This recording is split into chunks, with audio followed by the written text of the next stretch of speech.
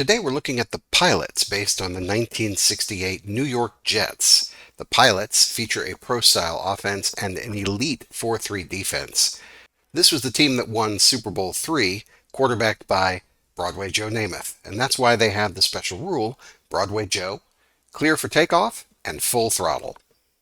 The pilots feature only two formations. Far is their run heavy, and pro set is their balanced. Teams in this era, even though they did like to go deep in the AFL, did not have a shotgun or pass heavy formation. The pilots also feature only two defensive formations, the 5-3, which refers to 5 down linemen and 3 linebackers, or the 4-3 with 4 down linemen and 3 linebackers. The 5-3 is their run heavy, and the 4-3 is considered their balanced. Again, this team does not have a defensive pass heavy formation. The pilots have only 6 cards in their defense, 2 in their run heavy and 4 in their balanced. You'll notice that the values on the cards are actually a little higher than most other defenses. This way, their overall playbook strength is consolidated into fewer cards, making them more formidable. The pilots have one rule that applies to offense, one that applies to defense, and one that applies to both sides of the ball. Let's start with Broadway Joe, where you can burn a challenge flag to ignore one low accuracy passing icon. Let's pick up the action in the first quarter. The pilots have won the toss and are receiving the kick. They have the ball 1st and 5 at the 25, and they are going to come out throwing. They come out with a pro set medium pass, and this is going up against a goal line out of nickel. This is a delicious opportunity here. 7 on 1. 7 minus 1 is a gain of 6. And so this would be a gain of 6. But we need green text on the game day card. We need to make sure it's not a red text card. Out comes the game day card. And it is a red text card. If you take a look, it's a defense run. Any card that says defense on it is going to be incomplete for the low accuracy pass. However, the pilots have the ability to burn a challenge flag to ignore one of these, and they can play it after the game day card has been drawn.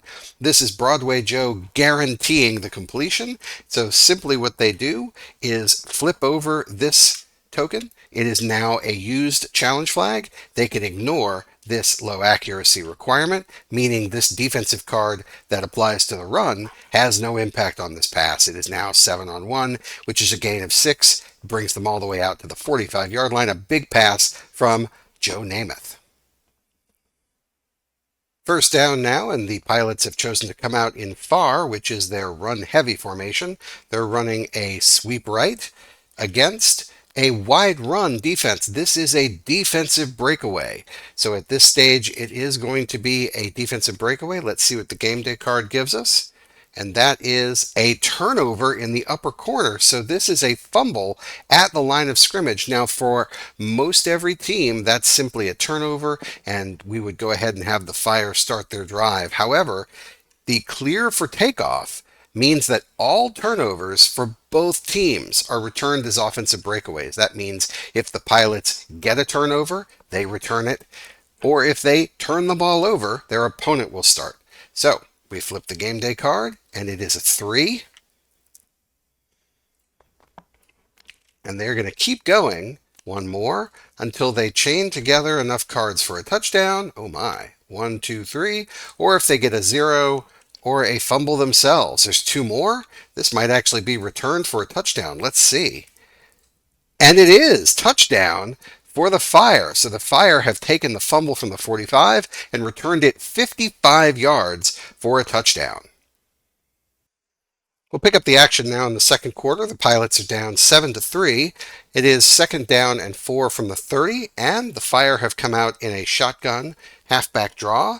And that's going up against the 4-3 from the pilots, a man-to-man defense. This is a defensive breakaway for the pilots. So we're going to see that the pilots have the ability to choose the middle effect, which has no impact, or they can choose that upper corner, which is a -1. So in this case, they will -1, and that'll be 3rd down. Now, the act of losing yardage is tracked on the full throttle chart. Total negative yardage created by the pilots' defense, except for penalties, is tracked here, and once they reach a total amount of -5, they trigger a turnover. So what we'll do is, because they lost one, we'll go ahead and move this here. This is a cumulative effect. Let's pick up the action later in the game. Still 7-3 with the Fire. Third quarter now, and we're going to see that the Fire have called an I-form power run, and that's a value of 3, and the defense is a goal line. So this is not a breakaway, but the goal line has a higher value. So right now this is going to be a loss of 1. Let's see what the game day card gives them. And that is going to be sideline as our friend. That's another -1. So this is a combined value of -2. So when we go down here, we will go -1, -2.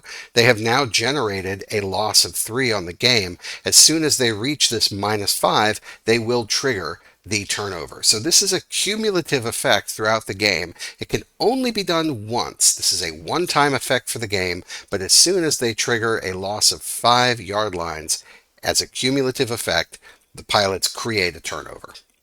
And as you know, because they are clear for takeoff, any turnover that they generate is also automatically returned as an offensive breakaway.